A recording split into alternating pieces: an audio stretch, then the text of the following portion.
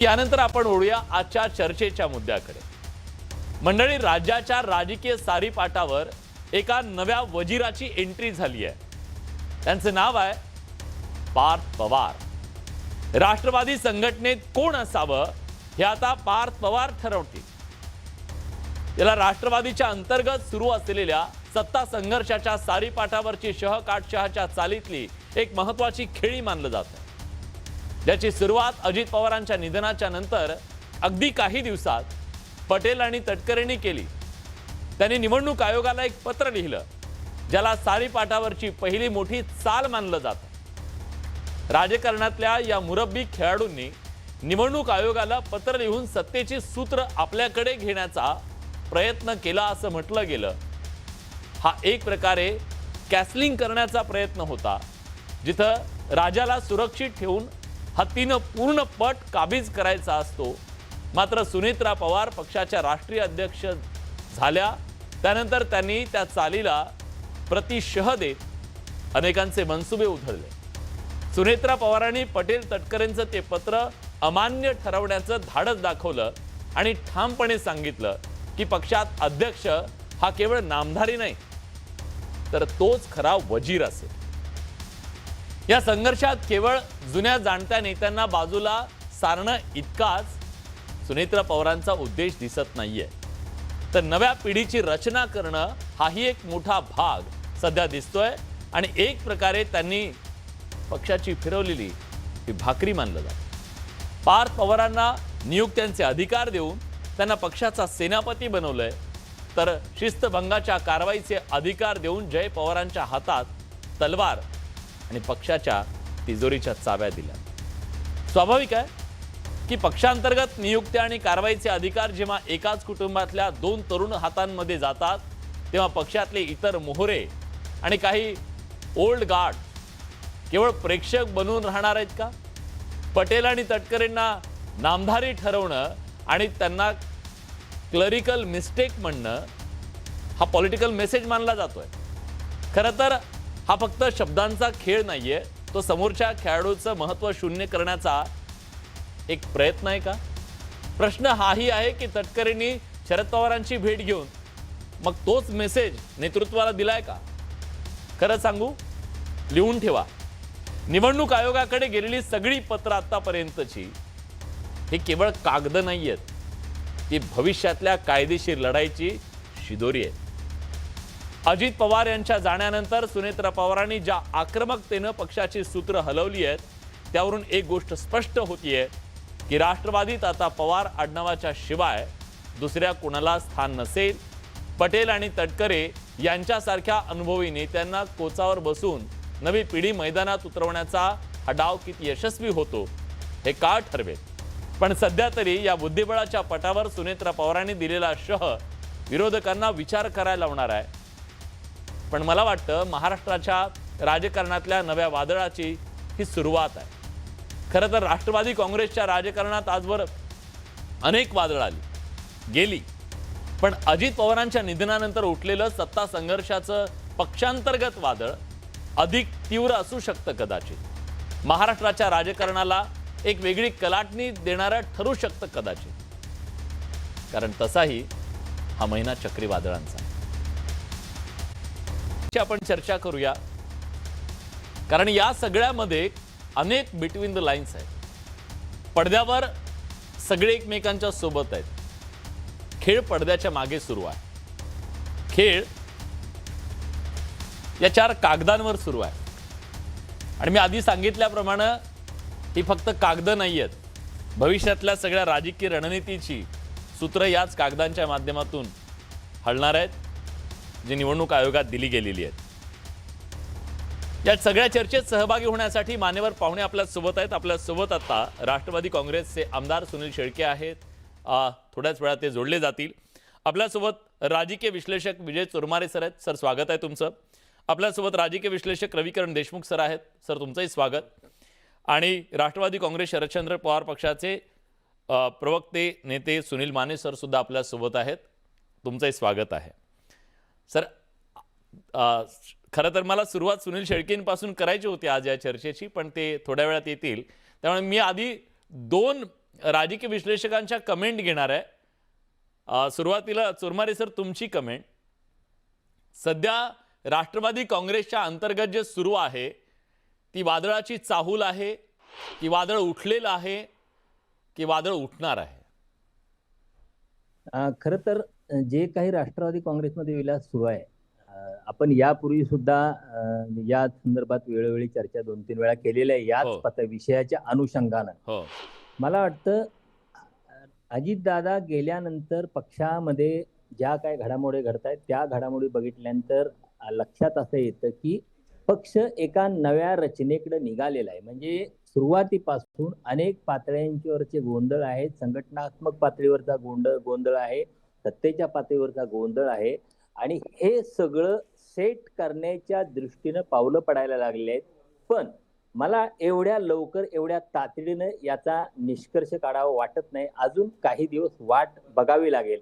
कशा म्हणजे हे क्लेरिकल मिस्टेक आहे की अर्थात क्लेरिकल मिस्टेकच्या माध्यमातून मेसेज देण्याचा प्रयत्न केलेला आहे हे तर नाकारता येणार नाही, पण ज्या तात्पुरत्या अंतरिम गोष्टींच्यावर काही निष्कर्ष काढण्यापेक्षा ज्या अंतिम स्वरूपाचे जे काही निर्णय येतील, निकाल येतील, ज्या काही दुरुस्त्या होतील, मला वाटतं थोडी वाट बघावी लागेल। आणि त्यानंतर, कारण हा अत्यंत सुरुवातीचा काळ आहे, या पक्षात नेते जुने जाणते असले तरी नेतृत्व ज्यांच्या हाती आलंय ती सगळी मंडळी नवीन आहेत आणि मला वाटतं लोकांना जो नवा नेता असतो त्या नव्या नेत्याला आपल्या मनाप्रमाणे आपल्या मर्जीप्रमाणे एक बांधणी करायची असते, त्या दृष्टीनं पावलं टाकायला सुरुवात झाली आहे। मला वाट बघावी लागेल असं मला वाटतं। मला एवढ्या घाईनं फार काहीतरी त्या संदर्भात प्रतिक्रिया द्यावी असं वाटत नाही।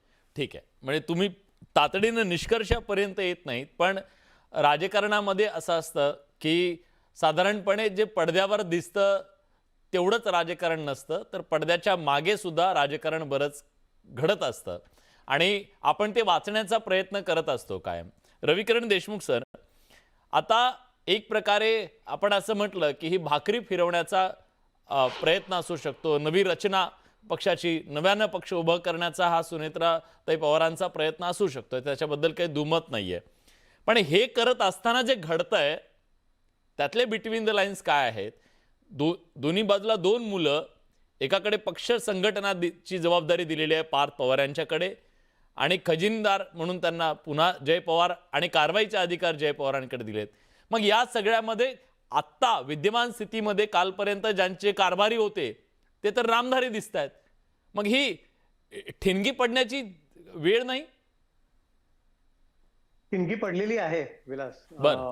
जे राजकारणामध्ये जे दिसतंय तेच खरं असतं, जे दिसत नाही त्याच्यावर विश्वास ठेवता येत नाही। आज काय दिसतंय आपल्याला, तर निवडणूक आयोगाच्या संकेतस्थळावर म्हणजे वेबसाईटवर आज हे जे पत्र 3 पानाचं आहे त्याच्यामध्ये 2 पानं ही राष्ट्रीय कार्यकारिणी आणि राष्ट्रीय पदाधिकारी यांची यादी आहे।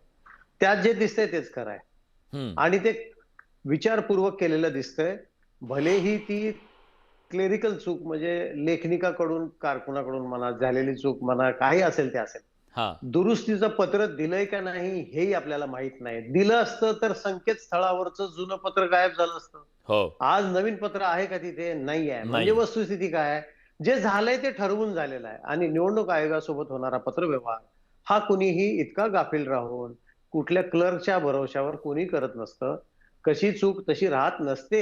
ह्या सगळ्या कायदेशीर बाबी असल्यामुळं वकील मंडळींचा सल्ला, पक्षातल्या जुन्या अनुभवी जाणत्या लोकांचा सल्ला घेतल्याशिवाय अशी पत्र निवडणूक आयोगाला कुणीही देणार नाही। आणि जो राष्ट्रवादी काँग्रेस पक्ष आज न्यायालयीन लढाई लढतोय, सर्वोच्च न्यायालयामध्ये त्यांचं प्रकरण प्रलंबित आहे, तो राष्ट्रवादी काँग्रेस पक्ष असं पत्र देईल आणि पुन्हा चूक झाली म्हणेल याच्यावर विश्वास बसत नाही।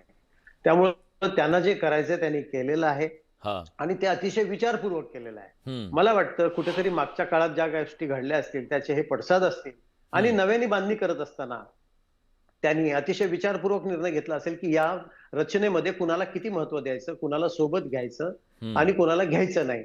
मला वाटतं हे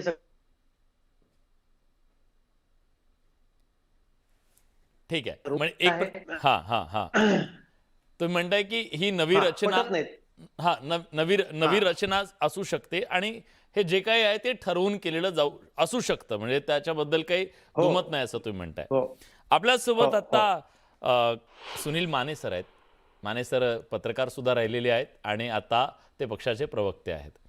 समजा इकडे पेल्यात वादळ असेल तर त्या पेल्याच्या सोबत चर्चा होते तुमच्या नेत्यांच्या सोबत, तर जेव्हा चर्चा होते तेव्हा मनातली वेदना, दुःख माणूस व्यक्त करतो. असं काही कानावर आलं का तुमच्या की आज पक्षाच्या अंतर्गत काहीतरी अस्वस्थता आहे की तुमचा सुद्धा मेसेजिंगसाठी वापर केला गेला? नाही, अस्वस्थतेचा जो जे आपण विषय हे करतोय त्यात आमचे आता अक्रॉस द पार्टी आपले सगळ्यांचे मित्र असतात, संबंध असतात. अजितदादांच्या नेतृत्वाखाली जे पक्ष काम करत आहे आता सुनेत्रा वहिनींच्या नेतृत्वाखाली, तिथेही आमचे मित्र आहेत. पण सर, राजकारणात टायमिंग महत्वाचा असतो. 3 वर्षात सुनील तटकरेंना पवार साहेबांना भेटावं वाटलं नाही. बरं, पवार साहेब जेव्हा हॉस्पिटलमधून आले त्याच्यानंतर सगळे भेटायला गेले. हे जे टायमिंग आहे ना, ह्या टायमिंग बद्दलची चर्चा आहे. आता आज पवार साहेबांनी पुण्यात जी पत्रकार परिषद घेतली त्यात मला असं वाटतं की साहेबांनी जो असेसमेंट हा शब्द जो वापरलाय तो विलासजी बऱ्यापैकी व्होकल आहे. तो बऱ्यापैकी सगळ्या गोष्टी स्पष्ट करू शकतो. याला जी काही कारण मीमांसा आता रवी किरणजींनी सांगितली की रोहितदादा पवारांनी विधानसभेच्या अधिवेशन त्यावेळी मी आपल्या शो मध्ये बोललो पण होतो की सुनेत्रा वहिनींनी आता पक्षावर प्रॉपर सगळी ताब्यात घेतलेली गोष्ट आहे. आणि याचा आनंद याच्यासाठी आहे की माननीय पवार साहेबांनी राजकारणात महिलांना स्थान दिलं. सुनेत्रा वहिनींच्या रूपाने पहिली उपमुख्यमंत्री राज्याला लाभली, जे दुर्दैवी कारण होतं अजितदादा जाण्याचं त्याच्या पार्श्वभूमीवर. पण आपल्याला आठवत असेल, आपणच चर्चा घडवली त्या विषयाची की निवडणूक आयोगाकडे ज्या पद्धतीची कागद गेली अजितदादांच्या निधनानंतर, सुनेत्रा वहिनींनी त्याचं करेक्शन करायला लावलं निवडणूक आयोगाला एक पत्र देऊन. त्यानंतर जी काही चर्चा झाली त्याचा हा सगळा पार्श्वभूमीचा भाग आहे. आम्हाला असं वाटतं तुम्ही सावध केलं आणि त्यांनी खबरदारी घेतली असं घडलंय?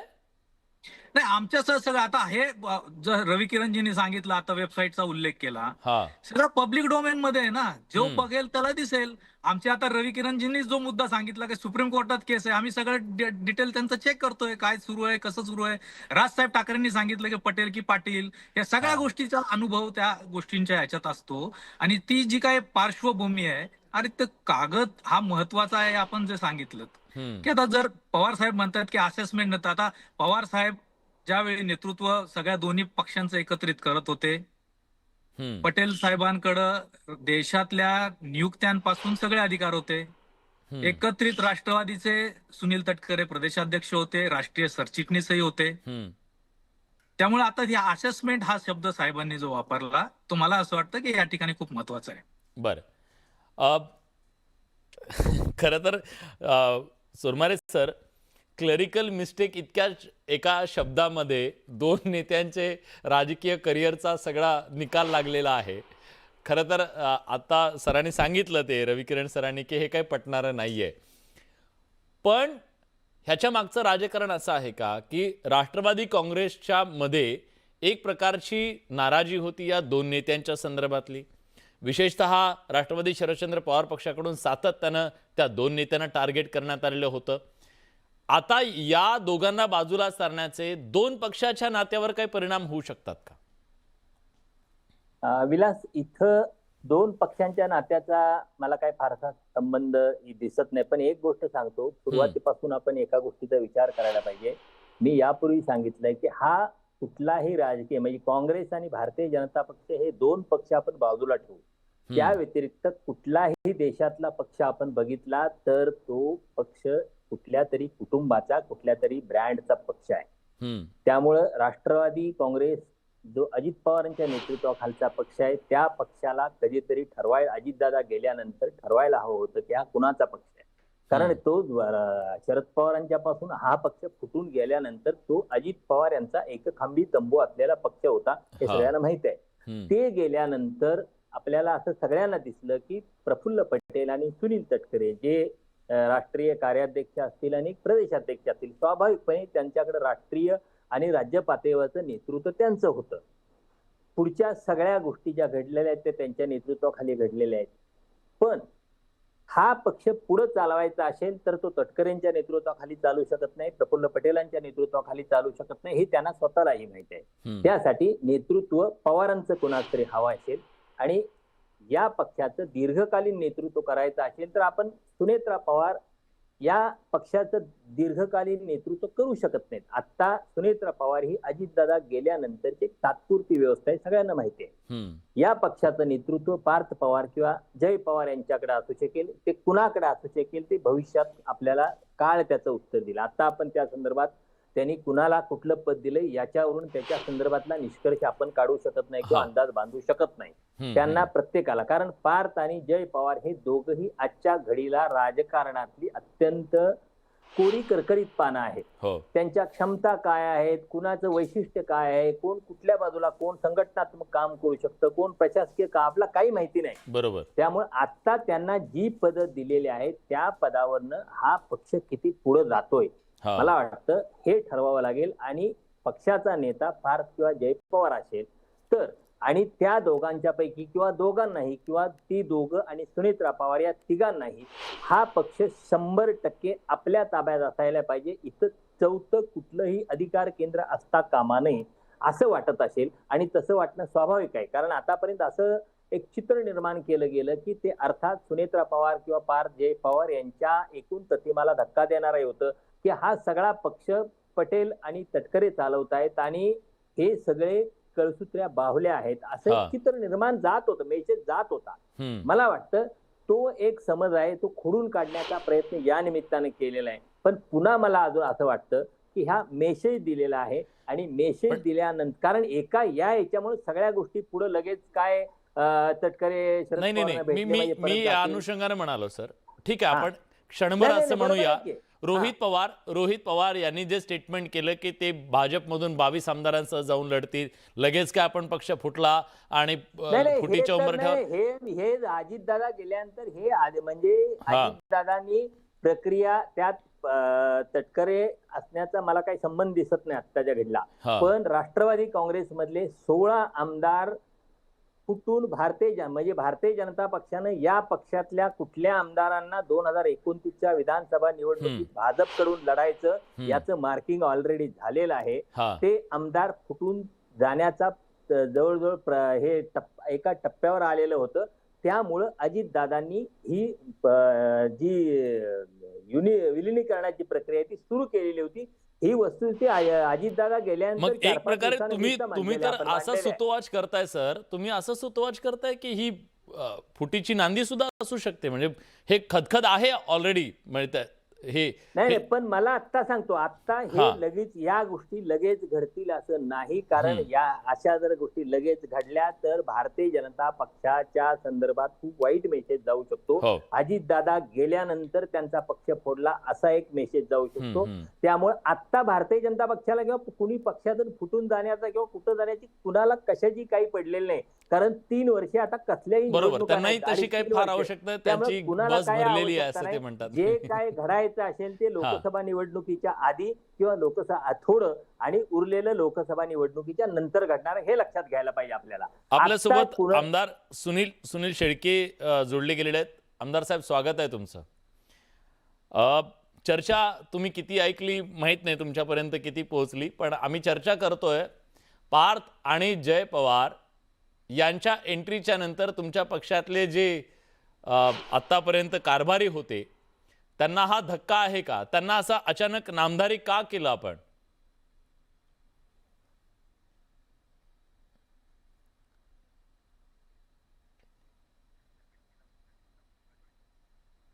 त्यांच्यापर्यंत आवाज पोहोचत नाही, ते प्रवासात असल्यामुळे आपल्याला थोडीशी अडचण येते.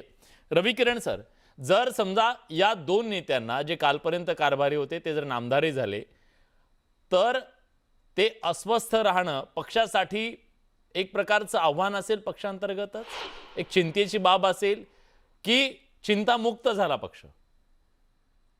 नाही, मला वाटतं की राजकारणामध्ये जेव्हा जेव्हा निर्णय घेतले जातात तेव्हा त्या निर्णयाचे काय पडसाद उमटतील याचा पूर्ण विचार केला जातो. म्हणजे पक्षाची यादी निवडणूक आयोगाकडे सादर करत असताना जेव्हा त्यांच्या पदाचा उल्लेखच केला गेला नाही, म्हणजे गमतीचा भाग असा आहे की जर निवडणूक आयोगाला दिलेल्या पत्रामध्ये, निवडणूक आयोगाने मान्य केलेल्या पत्रामध्ये जर सुनील तटकरे यांचं राज्याचं अध्यक्षपद नसेल तर ते आज तांत्रिकदृष्ट्या खरंच राष्ट्रवादीचे प्रदेशाध्यक्ष आहेत का हाही प्रश्न निर्माण होतो. आणि तसाच तो प्रफुल्ल पटेल यांच्याबद्दल निर्माण होतो की ते राष्ट्रीय अध्यक्ष म्हणजे कार्यकारी अध्यक्ष, वर्किंग प्रेसिडेंट ते राहिलेले नाही आहेत. हा निर्णय इतका सोपा नसतो. मी त्याच्यामध्ये 2 पदं दिली आहेत सर. म्हणजे आता सुनील तटकरे तसं बघितलं तर म्हणजे त्या कागदावरती ते लोकसभेचे गटनेते आहेत, म्हणजे एकच खासदार आहेत त्यांचेच ते नेते आहेत असं लोकसभेत आहे. स्वाभाविक आहे. आणि तिथं राज्यसभेमध्ये 3 खासदार आहेत, तिथंही पुन्हा ते नेता म्हणून राज्यसभेचे नेता म्हणले प्रफुल्ल पटेल राज्यसभेतले नेते. अशा परिस्थितीत रोहित पवार जे वक्तव्य करतात त्याच्याकडे राजकारण म्हणून पाहावं, एक राजकीय स्टेटमेंट म्हणून पाहावं, ठिणगी टाकून द्यायची म्हणून पाहावं, की खरं त्यात काही असू शकतं की इतकी मोठी एक पुन्हा फळी नाराज असू शकते पक्षातली? आज एक विकेट पडली आहे म्हणून म्हणतोय. असा आहे विलास की पवार साहेबांचं जे स्टेटमेंट आहे, म्हणजे शरद पवार म्हणतात की पक्षाच्या आत्ताच्या जे नेते आहेत त्यांचं ते असेसमेंट असेल, त्यांचं विधान किती गार्डेड आहे, किती सेफ आहे, किती व्यवस्थित आहे बघा. आणि एकीकडे रोहित पवार थेट बोलून मोकळे होतात. विरोधाभास आहे, म्हणजे दोन्हीमध्ये विरोधाभास आहे. रोहित पवार एक घाव 2 तुकडा करायला बघतात, पण शरद पवार साहेब असं काही करायला बघत नाहीत. ते म्हणतात यांच्यामध्ये कार्यक्षमता आहे नेत्यांमध्ये, ते शरद पवार आहेत. आणि पवारांचे विधानं ही इतकी व्यवस्थित असतात, म्हणजे कौतुकास्पद आहे की ते कुठलाही शब्द वापरताना अतिशय काळजीपूर्वक वापरतात. काळजीपूर्वक म्हणजे त्या शब्दावरनं कधी गोंधळ होत नाही, खुलासा करण्याची त्यांना वेळ येत नाही. म्हणून त्यांनी अतिशय व्यवस्थित असेसमेंट हा शब्द वापरला. आणि दोघही नेते कामाचे आहेत असंही त्यांनी सूचित केलेलं आहे. पण दुसरीकडे रोहित पवार मात्र थेट प्रतिक्रिया देऊन मोकळे होत आहेत. याच्यामध्ये असं दिसतंय, विरोधाभास दिसतो की प्रत्येकाचं आजच्या या राष्ट्रवादी काँग्रेस मधल्या घडामोडीबद्दलचं स्वतःचं मत काय आहे. ठीक आहे, दिसते की नाही? एका घरात 2 मतं दिसली. मी जाणून घेतो सर. सुनील शेळके आमदार आपल्यासोबत जोडले गेलेले आहेत. आमदार साहेब, तुम्ही चर्चा किती ऐकली माहित नाही, माझा आवाज तुमच्यापर्यंत पोहोचतोय? येतोय. हा, तुमच्या पक्षातल्या कारभाऱ्यांना असं अचानक नामदारी का केलं गेलं हा प्रश्न महाराष्ट्राला पडलेला आहे. ग्राहकांना आपल्याकडे आकर्षित करतो. हा, माझा आवाज येतोय? तुमच्या पक्षातल्या कारभाऱ्यांना कालपर्यंतच्या असं अचानक नामदारी का केलं हा महाराष्ट्राला पडलेला प्रश्न आहे.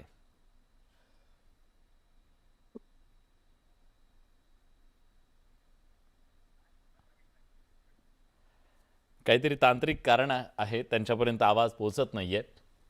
ठीक आहे, आपण प्रयत्न करत राहू. पण या सगळ्यामध्ये सुनील मानेजी, की जेव्हा पवार साहेबांना तटकरे भेटायला येतात तेव्हा ते सुद्धा एक प्रकारचं मेसेजिंग देण्याचा प्रयत्न करतायत का? जर ती क्लेरिकल मिस्टेक आहे असं म्हणून एक मेसेज असेल त्यांच्यासाठी, तर तेही व्हाईस वर्सा मेसेज देत आहेत का? आमच्या दृष्टीने हा मेसेज आम्ही पॉलिटिकली घेत नाही. माननीय पवार साहेबांनी स्पष्ट केलं की 1 महिना ते वेळ मागत होते. पवार साहेबांनाच न्यूमोनिया झाला होता. आम्ही त्या काळात त्यांना भेटलो. आम्ही मास्क लावूनच साहेबांना भेटलो. ते कोणालाही वेळ देत नव्हते. आम्ही काही फक्त निवडक लोकांना त्यांच्या आजारपणाच्या काळात भेटलो, कुटुंबाव्यतिरिक्त. त्यामुळे तटकरे साहेबांना त्यांची वेळ आली, 1 महिन्यानंतर वेळ मिळाली, त्यांनी ते काय 10 मिनिटं 5 मिनिटं भेटले आणि ते गेले. आता मेसेजिंग, आता प्रत्येक गोष्टीत मेसेजिंग असू शकतो. करंगळी कापली तरी मेसेज असू शकतो, वेगवेगळ्या गोष्टीच्या ह्याच्यातही मेसेज असू शकतो. आता त्यात आम्ही पॉलिटिकली मेसेज घेत नाही. जे काय कागदावर फॅक्च्युअल गोष्टी होत आहेत ते राज्याला, सगळ्या राजकीय व्यवस्थेला मेसेज जायचा तो जातोय. आमच्या दृष्टीने फक्त आता जो आमचा मूळ पक्ष होता, माननीय पवार साहेबांनी स्थापन केलेला, ज्याची सुप्रीम कोर्टात अजूनही सुनावणी बाकी आहे. पवार साहेबांनी आज सांगितलं, जसं मी मगाशी पहिला शब्द वापरला, असेसमेंटवर सुनेत्रा वहिनी आता राष्ट्रीय अध्यक्ष आहेत त्यांच्या पक्षाच्या, त्यांनी असेसमेंट केलंय की काही लोकांना काम द्यायचं नाही द्यायचं, काय होईल, या सगळ्या गोष्टी त्यांच्या पक्षाशी निगडीत आहेत. आम्ही पवार साहेबांच्या नेतृत्वाखाली जे काम करतोय, आम्ही आमच्या पद्धतीने संघटना बांधणी करतोय, आमचं काम करतोय. सुनेत्रा वहिनींनी ठरवलं की कुणाला काय जबाबदारी द्यायची. पण मला एकच विलासजी आपल्या माध्यमातून एक मुद्दा मला असं वाटतं मांडला पाहिजे. लोकांसमोर, राज्यासमोर जातो, आपल्या यातनं व्यापक मुद्दे जातात. आज जी आपण यादीची चर्चा करतोय, एकच सगळ्यात महत्वाचा मुद्दा मी मगाशी सांगितलं, त्याचंच फक्त एक्सटेन्शन करतो. सुनेत्रा वहिनींना आपण आठवत असेल, वरळीच्या कार्यक्रमात पटेल साहेबांनी सांगितलं आता तुम्ही निघा, आम्ही पुढचं बोलतो. आपण जर ती काय म्हणतात त्याची साइन लँग्वेजच्या दृष्टीने आपण जर आता हे केलं तर हा एक सुनेत्रा वहिनी एक सहज आपण काहीतरी करून घेऊ शकू असा जो काही मेसेज द्यायचा प्रयत्न झाला. आता मला असं वाटतं की सुनेत्रा वहिनींनी आता तो डायरेक्ट मेसेज दिलाय काही न बोलता की आता मी बघते तुम्ही काय करायचंय ते करा. हा एक मुद्दा आहे. आणि सुनेत्रा वहिनींना आपण हँडल करू शकू, त्या काही आपण सांगू तसं मला असं वाटतं की अजितदादांच्या पावलावर पाऊल ठेवून खंबीरपणे त्याच्या पद्धतीने करतायत. एक महिला सक्षमपणे राजकीय डावपेच किंवा त्या पद्धतीने चांगले निर्णय घेत आहेत, याचं स्वागत केलं पाहिजे, राज्यांनी स्वागत केलं पाहिजे. आणि पक्ष जसं आता आपले विजयराव म्हटले की अजितदादांच्या एक खांबी तंबू होता तो सगळा. दादा होते म्हणून ही राष्ट्रवादी पवार साहेबांच्या नेतृत्वाखाली व्यापक राष्ट्रवादी काम करत होती. दादांच्या व्यतिरिक्त कोणीही जर पक्ष स्थापन करून नव्याने सुरू करायचा प्रयत्न करावा, त्याला काही यश सगळ्यात नवी गटबाजी उभी राहण्याची शक्यता तुम्हाला दिसत नाही? आज एक मोठा नेता सोडून गेलाय पक्ष. नाही, रोहित दादा आता हा मुद्दा जो आहे ना, परांजपेंना मला विलासजी मला असं अपेक्षित होतं की आज परांजपे आपल्या समोर चर्चेला बसणार आहेत आणि परांजपेंना मी तो प्रयत्न केला पण त्याच्या आधीच ते निघून गेले. नेक्स्ट टाइम आपण शिंदे साहेबांच्या शिवसेनेच्या वतीने त्यांच्याशी बोलू आपण. झाला का प्रवेश मला माहित नाही. पण यात फक्त मला आपला जो मुद्दा आहे तो खरा याच्यासाठीच आहे की यात गटतट झालेच आहेत. आपल्याला माहिती आता त्या राष्ट्रवादी काँग्रेसच्या महिला अध्यक्षा प्रदेशाध्यक्षा कोणी नाहीत. चाकणकर बाईंनी राजीनामा दिल्यानंतर तिथं कोण व्यक्ती नाहीये. आपल्या रुपाली आमच्या ठोंबरे पुण्याच्या अतिशय धडाडीची कार्यकर्ती आहे. अजितदादासाठी जीवाचं रान केलं. जसं अमोल मिटकरींनी अजितदादांच्या, जसं आम्ही रोहितदादा आम्ही देशभर फिरत होतो FIR घेण्यासाठी, तिथनं फक्त अमोल मिटकरी आणि रुपाली ठोंबरे करत होत्या. आमच्या त्या पुणे जिल्ह्यातल्याच अतिशय चांगल्या पद्धतीने काम करणाऱ्या बाई आहेत वैशाली नागवडे. त्यांना ज्या पद्धतीने राष्ट्रवादीत जीव अडकला असं का दिसतंय? म्हणजे तुमच्या नाही, पक्षाचा आमचा अडकला नाही. आता मुद्दा हा परत लिगल बॅटलचा तो वेगळा आहेच. नाही तिकडे काय चाललंय, कोणाला काय होतंय, काय दिलं जातं? नाही, आपणच विलाजी प्रश्न विचारला की तुम्ही जो मला प्रश्न उत्तर दिलं तर प्रश्नाचं उत्तर म्हणून मी हे सगळं विश्लेषण करायलाच पाहिजे. एकच फक्त यातला मुद्दा असा आहे की राष्ट्र आता दुर्दैव आहे, ते सांगायला पाहिजे, बोललं पाहिजे. माननीय पवार साहेबांबरोबर आम्ही पण अनेक वर्ष बघतोय, काम करतोय.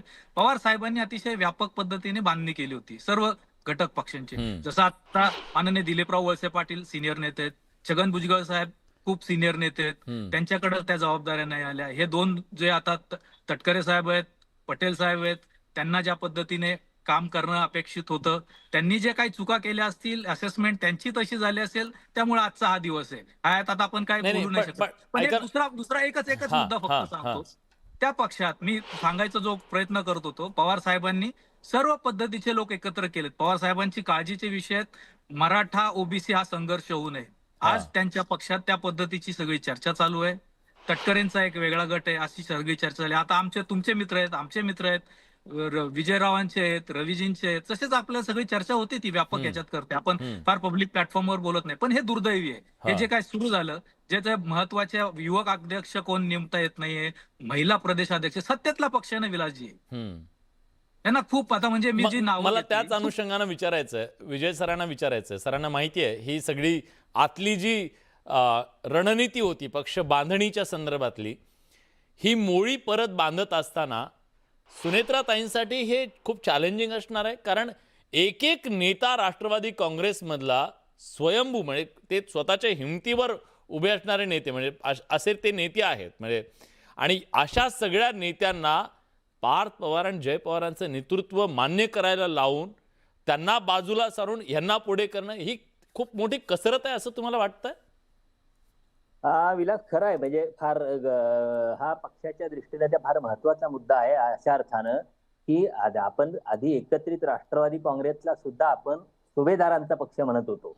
म्हणजे त्या पक्षाचं संघटन खाली गाव पातळीवर काही नाही. तिथला जो कोणी निवडून येणारा नेता आहे त्या पक्षातला तो सगळं पक्ष. म्हणजे आपण बघितलं की त्या पक्षातला कोणी आमदार पक्ष सोडून दुसऱ्या पक्षात गेला की त्या जिथं सगळी सत्ता असताना त्या पक्षाकडे असायची तिथं तो पक्ष झेरोवर येतो, हे आपण बघितलेलं आहे. त्यामुळं पण एक गोष्ट आहे, हे कितीही सुभेदार ताकदवान असले तरी ते आपल्या मतदारसंघाच्या बाहेर आपला एक तालुक्याचं कार्यक्षेत्र असलेल्या मतदारसंघाच्या बाहेर जिल्ह्यावर प्रभाव असलेले फार कमी लोक आहेत. त्यामुळं राज्याच्या पातळीवर त्यांनी कुणी पुढे येऊन नेतृत्व घेणं किंवा नेतृत्वासाठी पुढे येणे हे फार कठीण आहे. त्यामुळे वेगळा मार्ग निवडू शकतात ते. त्यांना कुणीतरी पवारच नेतृत्व लागेल आणि त्यामुळे या पक्षात राहायचं असेल तर त्यांना पार्थ पवार किंवा जय पवार किंवा सुनेत्रा पवार यांचं नेतृत्व मान्यच करावं लागेल. तुम्ही म्हणता हे वेगळे, त्यांना वेगळे मार्ग निवडले जातील का? वेगळे मार्ग स्वाभाविकपणे निवडले जातील. मला वाटतं त्याला वेळ आहे. म्हणजे आता एवढ्यात कुणी कारण आता हा पक्ष सत्तेत आहे. सत्तेतला जो काही 1/3 वाटा आहे तो 1/3 वाटा मिळतोय. जे मंत्रिपदावर आहेत ते मंत्रिपदावरचे सगळे त्यांना लाभ मिळत आहेत. जे त्या पक्षात मंत्रिपदावर नाहीत पण आमदार आहेत त्या आमदारांना आपण सत्तेत असल्यामुळे सत्तेतल्या इतर मंत्र्यांच्याकडून, आपल्या मंत्र्यांच्याकडून सगळे लाभ पदरात पाडून घेता येत आहेत. त्यामुळे आत्ताच्या घडीला कुणी काही पक्ष सोडावा वेगळा, आनंद परांजपेंचा वेगळा विषय आहे, वेगळा विषय. कारण ते पक्षात होते, ते आधी एकत्रित महाविकास आघाडीचं सरकार असल्यापासून सुद्धा त्यांना एक विशिष्ट कमिटमेंट एखाद्या पदाची दिलेली होती. त्या काळात महाविकास आघाडी सरकारनं काय केलं नाही. मग ते अजितदादांच्या सोबत गेले, तिथंही त्यांच्या वाट्याला फारसं काय आलं नाही. मला वाटतं एकनाथ शिंदेच्याकडे त्यांना काहीतरी कमिटमेंट झाली असावी. ठाण्यात एकनाथ शिंदेच्या दृष्टीनं आणखी सोपं त्यांचं एकनाथ शिंदेचं राजकारण झालं. विरोधी पक्षातला एक थोडासा प्रभाव असलेला एक प्रवक्ता आपल्याकडे आला, त्यामुळं ते वेगळं कारण आहे. पण आता सत्तेत असलेले अन्य कुणी असं पक्ष सोडून वेगळी वाट धरतील, काय आमदार फुटतील, मला नजीक एवढ्याच शक्यता वाटत नाही. पण भविष्यात ह्या गोष्टी घडू शकतात. ठीक आहे रविकिरण सर, वेळ खूप कमी आहे, शेवटचा 1 मिनिट आहे म्हणून मी तुम्हाला विचारतो. सुनील सर माफ करा, आता कोण असेल सेनापती समोर? म्हणजे आता पक्ष संघटनेत कोण घ्यायचं, काय द्यायचं, कोणाला काय जबाबदारी, ही सगळं आता पार्थ पवारांच्या हाती आहे. आयुष्यातली त्यांच्या राजकीय कारकिर्दीत सगळ्यात मोठा कसोटीचा काळ त्यांचा असेल हा पार्थ पवारांचा. मला वाटतं पार्थ पवारांकडे जबाबदारी दिल्लीची दिली जाईल जास्त करून. आज जय पवार तिथं बारामतीमध्ये कार्यकर्त्यांना भेटतायत, दरबार घेतायत आणि लोकांची कामं कशी मार्गी लावता येतील बघतायत. मला वाटतं भविष्यामध्ये हळूहळू जय पवारांचं नेतृत्व जास्त पुढे केलं जाईल पार्थ पवारांपेक्षा. आज जरी पार्थ पवार अग्रस्थानी म्हणजे समोर दिसत असले तरी हळूहळू जय पवार मला वाटतं त्यांच्या बरोबरीला येऊन कदाचित त्यांच्याकडे बारामतीची जबाबदारी सुद्धा भविष्यामध्ये दिली जाऊ शकते. हा माझा एक पर्सनल माझा अंदाज आहे, माझा असेसमेंट आहे. ठीक आहे. एका महाराष्ट्रातल्या मोठ्या राजकीय पक्षामध्ये इतके मोठे बदल होत आहेत, विशेषतः दादांच्या जाण्याच्या नंतर या पक्षाच्या बद्दलचे असंख्य प्रश्न उपस्थित केले गेले. पण एक एक पाऊल जेव्हा पडतंय पक्षाच्या अंतर्गत, ते पाऊल निश्चितपणे महाराष्ट्राच्या राजकारणावर परिणाम करणार आहे. म्हणून त्याची चर्चा करणं आवश्यक आहे. आणि ही पावलं केवळ मोघम नाहीत पडत आहेत, कागदावर पडत आहेत. आणि ही कागदं बरंच काही बोलतायत आणि त्याच सगळ्या कागदांचा अर्थ अन्वयार्थ शोधण्याचा प्रयत्न आपण करत होतो. बाईटवर सगळेच सांगतायत, आम्ही सगळे सोबत आहोत. पण या चर्चेमध्ये आपण आलात, त्याचं विश्लेषण केलं, त्याबद्दल मी तुमचे सगळ्यांचे मनापासून आभार व्यक्त करतो. प्रेक्षकांना काय वाटतं हेही तितकंच महत्त्वाचं आहे. बघा, जेव्हा आपण हा प्रेक्षकांना प्रश्न विचारला की पार्थ यांच्या हाती धुरा, पटेल तटकरेंना एक प्रकारचा धक्का आहे का, प्रेक्षकांना वाटतंय 92% की हो पटेल तटकरेंना हा धक्का आहे. 8% प्रेक्षकांना नाही असं वाटतंय. आता धक्का ते कसा सहन करतात, धक्क्यातून ते बाहेर कसे पडतात आणि हा धक्का पचवण्याची ताकद त्यांच्यात येते का, आणि सुनेत्रा पवारांची या सगळ्यामध्ये खूप मोठी कसोटी असणार आहे, तितकीच पार्थ आणि जयची सुद्धा. या सगळ्याचं विश्लेषण आपण करत राहू. पण आज बडे मुद्देच्या चर्चेत इथंच थांबतोय. धन्यवाद.